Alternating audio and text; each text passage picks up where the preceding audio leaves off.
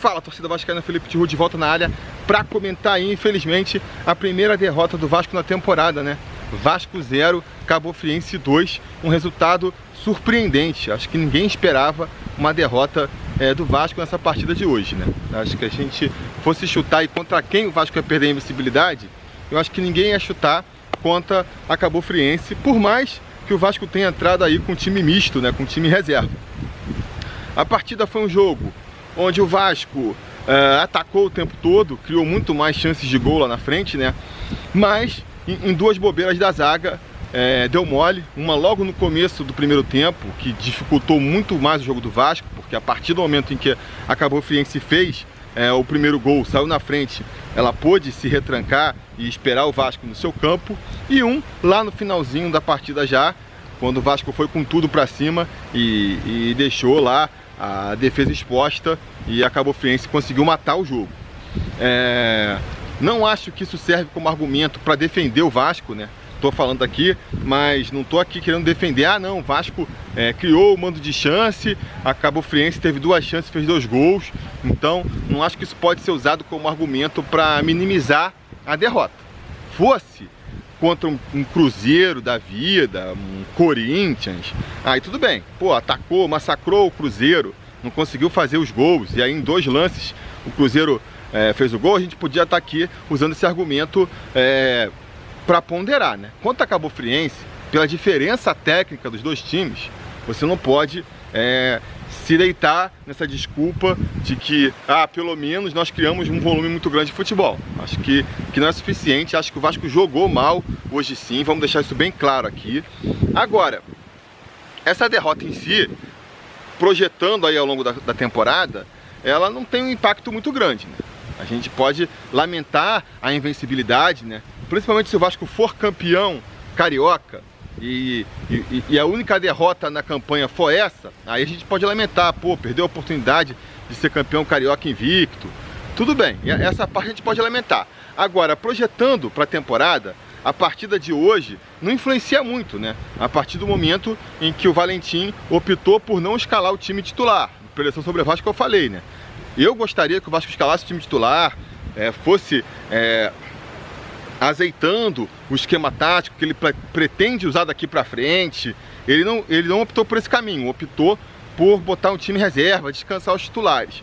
A partir desse momento, do mesmo jeito que perdeu, se tivesse ganhado, pouco poderia se tirar pro restante da temporada em questão de esquema tático mesmo, né? Em questão de coletivo. O que a gente pode analisar individualmente, os jogadores que entraram aí, que tiveram as oportunidades, como é que eles se saíram. Então é isso que eu vou fazer aqui agora. Eu vou analisar individualmente os jogadores e não me preocupar tanto com esquema tático, esquema de jogo, porque eu acho que isso foram razões circunstanciais.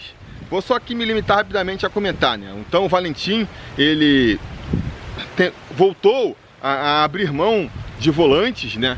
Abriu mão do Raul no começo do segundo tempo para botar o Galhardo, voltar com aquela formação que ele já tinha feito contra o Avaí e já tinha feito contra foi contra Boa Vista, né? E também, logo em seguida, ainda foi mais pra frente, mais ousado, tirando o Cláudio Vinck para botar o Pikachu, teoricamente ali de lateral, mas o Pikachu a gente sabe que hoje em dia ele atua mais como um ponta, e foi como um ponta que ele atuou mesmo. Esse tipo de esquema, eu já falei minha opinião aqui, né? Eu acho que você aumenta a carga ofensiva, mas você se expõe muito lá atrás. Então não sou muito fã desse tipo de esquema, mas eu acho que para essa partida aí contra a Cabo Friense, achei válido. Achei válido porque a Cabo Friense não estava atacando mesmo, o Vasco precisava buscar de qualquer jeito pelo menos um empate, então achei que foi válido. Achei que foi válido, por mais que não tenha mudado muito significativamente o jogo do Vasco. Eu não acho que o Vasco criou muito mais no segundo tempo do que já tinha criado no primeiro tempo, mas achei válido, né? E outra coisa também que a gente pode discutir sobre isso é que, assim, eu vejo muita gente criticando o Valentim por várias coisas, xingando ele de várias coisas. Eu acho que vocês podem xingar ele de burro, de teimoso, de maluco, tudo isso é válido. Agora, ficar chamando o Valentim de retranqueiro, isso não dá, sabe? Eu acho que isso aí meio que queima o filme de quem fala isso, porque não tá vendo o jogo. Hoje ele fez mais uma prova, né? Botou o time todo pra frente, Não funcionou, a gente pode até pontuar aqui por que não funcionou, mas uma mentalidade defensiva, covarde, retranqueira, isso o Valentim não tem. Isso aí eu acho que a gente não pode acusar ele não. Mas voltando então aqui para análise individual, né? Começando pelo gol, Fernando Miguel fez uma atuação discreta, né? Não fez grandes defesas. Não acho que falhou nos 2 gols também, a bola muito perto da pequena área, difícil de agarrar ali, então não acho que falhou. A curiosidade fica mais pelo fato do Fernando Miguel ter jogado, né? Porque a informação que tinha corrido na véspera é que o Jordi que ia ter uma chance, e no final das contas o Jordi nem foi pro banco. Não sei o que aconteceu aí, mas eu suspeito que o Fernando Miguel tenha brigado para jogar de titular hoje sim, porque essa posição de goleiro, gente, é uma posição muito ingrata. É difícil de ter oportunidades, e se você tem a oportunidade, você tem que agarrar. O Fernando Miguel já sentiu isso pelos 2 lados. Quando ele estava no Vitória, ele era o goleiro titular do Vitória, ele era muito aclamado no Vitória, se contundiu, entrou um garoto no lugar dele, quando ele voltou, perdeu a vaga, o garoto ficou de titular, né? E no ano passado no Vasco, ele viveu o outro lado da moeda, que foi o quê? O Martin Silva saindo muito, por conta de seleção, por conta de contusões, abrindo a oportunidade para o Fernando Miguel.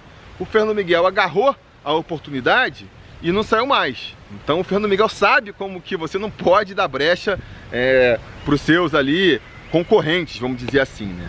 Vai que ele não atua hoje, vai que entra o Jordi faz um partidaço, defende umas 2, 3 bolas milagrosas, e aí no jogo seguinte contra o Resende, ele falha.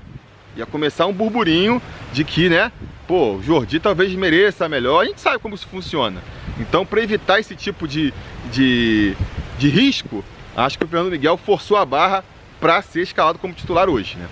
Ali na linha defensiva, então, Cláudio Vinck fez um jogo burocrático, né? Defensivamente não comprometeu, mas ofensivamente também apoiou pouco, e quando apoiou não conseguiu se destacar.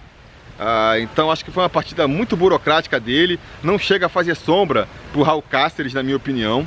O único grande destaque dele ali foi uma falta que ele cobrou no primeiro tempo, que a bola ali beijou a trave, né? Realmente foi uma bela cobrança, mas ser um bom cobrador não pode só isso, né? Não é uma característica que faz ninguém ser titular, senão a gente estava com o Nenê aí de titular no time até hoje. Na zaga, tanto o Henriquez quanto o Luiz Gustavo, dá para fazer uma avaliação parecida. Não foram mal no geral, até porque a Cabo Friense não atacou muito o Vasco, né? Mas quando pressionou ali eles conseguiram sair bem. Falharam em 2 lances, os lances do gol, né? Principalmente o Henriquez, o Oswaldo Henriquez ali, falhou nos 2 lances do gol contra a Cabo Friense. E cara, você falhar contra uma equipe fraca, contra a Cabo Friense, pra mim é mortal. Significa que o zagueiro não pode errar nos lances. Ainda mais do jeito que eles erraram ali, né? Errando o posicionamento, se omitindo de ir na bola. Então acho bem preocupante ver o Oswaldo Henriquez e o Luiz Gustavo jogando aí na zaga. Me faz aí acender uma velhinha para que o Castan e o Erley não se machuquem, né? Pelo menos não enquanto o Breno não voltar, se voltar, porque nenhum dos dois me passou a menor confiança de que pode manter o nível da nossa zaga titular. E na esquerda, o Henrique fez uma partida para mim mediana, não chegou a se destacar nem negativamente, nem positivamente, né? Vi gente criticando ele no gol, acho que ele não teve culpa no primeiro gol. O primeiro gol, repito, o principal culpado foi o Oswaldo Henriquez, que tentou fazer primeiro uma enfiada para o Bruno César, jogou a bola na fogueira, criou um contra-ataque. Esse contra-ataque pegou a defesa toda desarrumada do Vasco. A defesa do Vasco estava se arrumando ainda. Então, se vocês forem vendo o replay aí, o Henrique, ele tá marcando um cara na cabeça de área. Ele tava marcando um cara lá. No meio da área tinha um monte de gente não marcando ninguém. O Henrique tava marcando o cara na cabeça de área. O cara da cabeça de área tocou pro lateral. E aí o Henrique foi. E aí fatalmente chegou atrasado. Não podia fazer nada, né?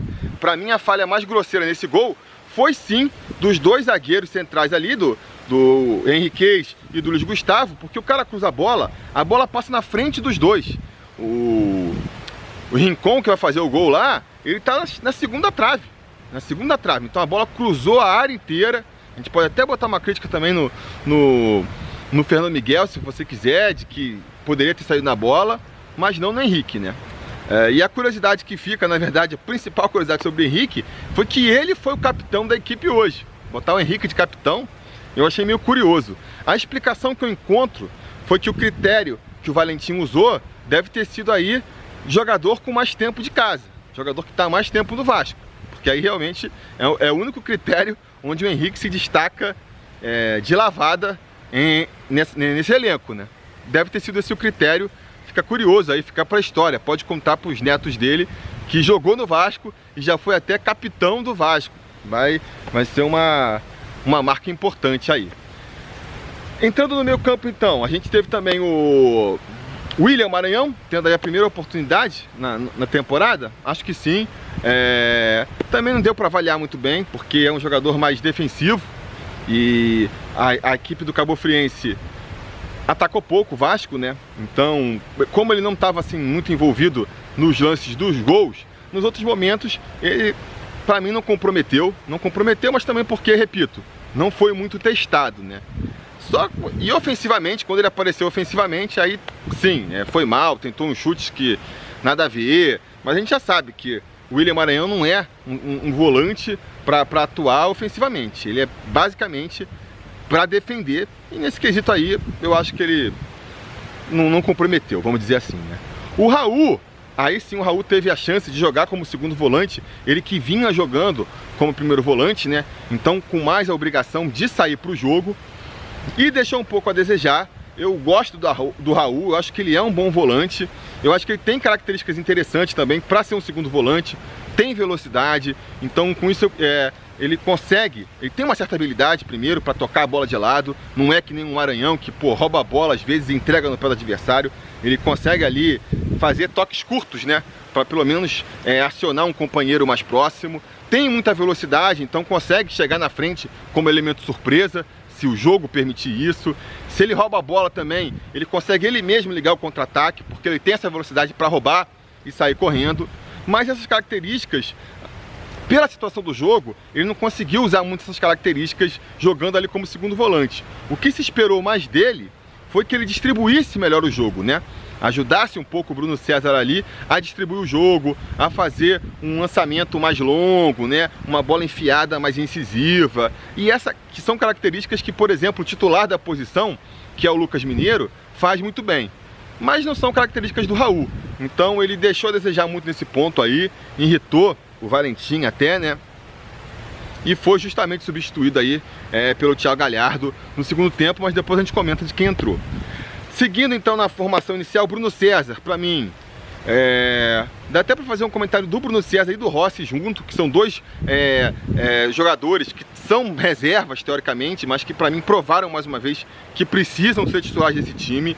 O Bruno César não está no auge da sua forma, não é um jogador vigoroso, que participa de todas as jogadas, muitas vezes anda no meio campo, atrapalha na recomposição, mas ele traz uma característica que é muito carente desse time do Vasco, que é muito importante ter, que é o cara que consegue distribuir o jogo. O cara pega a bola, lança ali um companheiro mais na frente, né? Consegue enfiar, consegue dar velocidade acelerando a bola.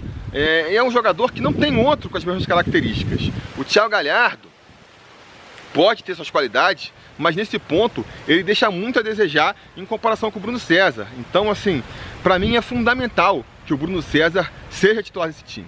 Ah, mas ele não está em forma ainda, e realmente no segundo tempo você viu que ele cansou um pouco e acabou sumindo do jogo. Cara, então tira ele. Quando ele estiver cansado, quando não estiver mais rendendo, aí você tira ele. Não deixa ele preventivamente para ele descansar e aí só entrar no segundo tempo. Sou contra essa filosofia. Mesma coisa serve para o Rossi. O Rossi nem foi muito acionado no primeiro tempo. Eu acho que ele sentiu um pouco ali a marcação pela direita, que era mais forte. E também o fato do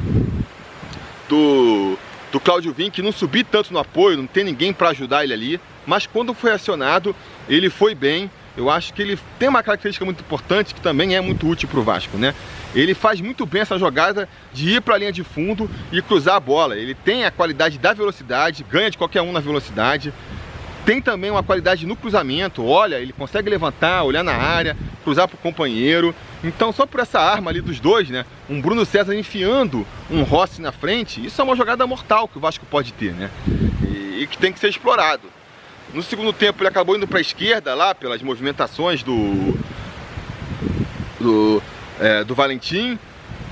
O time inteiro ficou mais confuso no segundo tempo, né? Fez um esquema que encheu muito de frente, muito jogador da frente, e também a própria Cabo Friense entulhou demais ali os jogadores na frente da área, mas mesmo assim eu acho que ele conseguiu se destacar e foi bem na partida.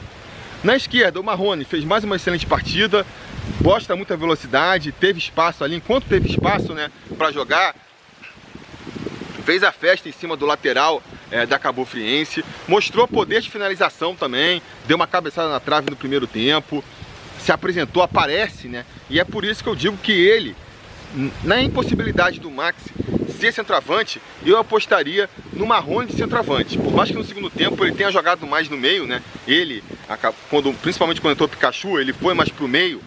Quando o Pikachu entrou, o Pikachu ficou de ponta direita, o Rossi foi para a esquerda para ser ponta esquerda, e o Thiago, que também entrou, e o Marrone jogaram mais centralizados, uma tentativa de fazer uma abafa. Não funcionou muito, a bola não chegou muito nem para o Thiago, nem para o Marrone, mas ainda assim eu acho que o Marrone pode ser uma boa opção de centroavante aí para o restante da temporada.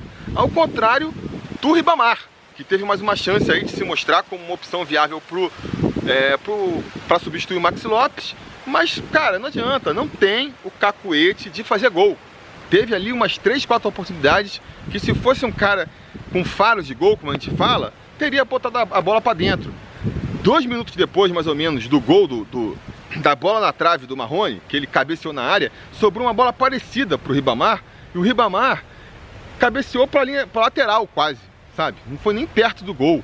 Teve uma bola também que recebeu no primeiro, na entrada da área ali, o cara matou, virou, bateu como se fosse colocar assim, procurar o ângulo, a bola foi em cima do goleiro. Então você vê esses lances, você fala, cara, não é um cara que tem cacuete para fazer gol, é difícil de... o cara profissional já tendo tanta inabilidade para fazer gol, é difícil de esperar que ele vá aprender a fazer gol daqui para frente. Então, repito o que eu já vinha falando outras vezes, não acho que é um jogador imprestável, pode ser utilizado em outras posições, mas para jogar de centroavante ali, eu acho que não funciona. Eu acho que ficou mais uma vez provado que não funciona. Falando dos jogadores que entraram no segundo tempo, então, Thiago Galhardo, um jogador voluntarioso, né? Eu tenho criticado muito dele ser o titular do time, as pessoas acham que eu tô falando que ele é ruim. Não acho ele um jogador ruim, não acho um jogador ruim, acho que ele tem suas qualidades, busca muito o jogo, é voluntarioso, se entrega, principalmente quando entra no segundo tempo, né? Você vê que ele dá todo o gás, não tem bola perdida para ele, consegue também, tem habilidade para lançar os companheiros, eventualmente, mas...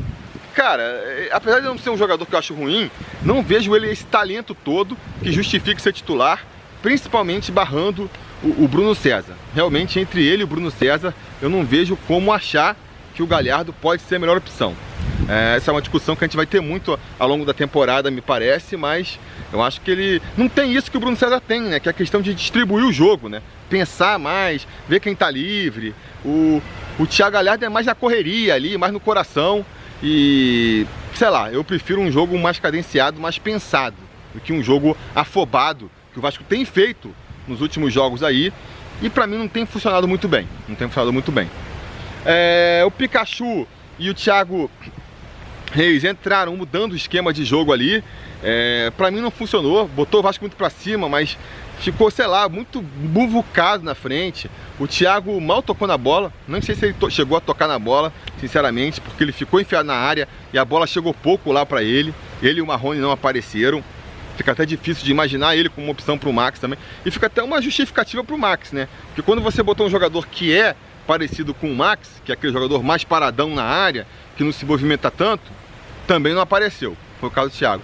E o Pikachu tentou lá, mas também não fez uma grande partida hoje. Ninguém no Vasco fez, essa que é a verdade, né? Não à toa a gente acabou perdendo por 2-0 para Cabo Friense. Beleza, galera? Já fiquei longo pra caramba aqui, vamos encerrando por aqui então. Diga aí nos comentários a opinião de vocês sobre a partida. Não se esqueçam de curtir o vídeo, assinar o canal e quando der a gente volta, beleza? Comentando mais sobre o Vascão, beleza? A gente vai se falando.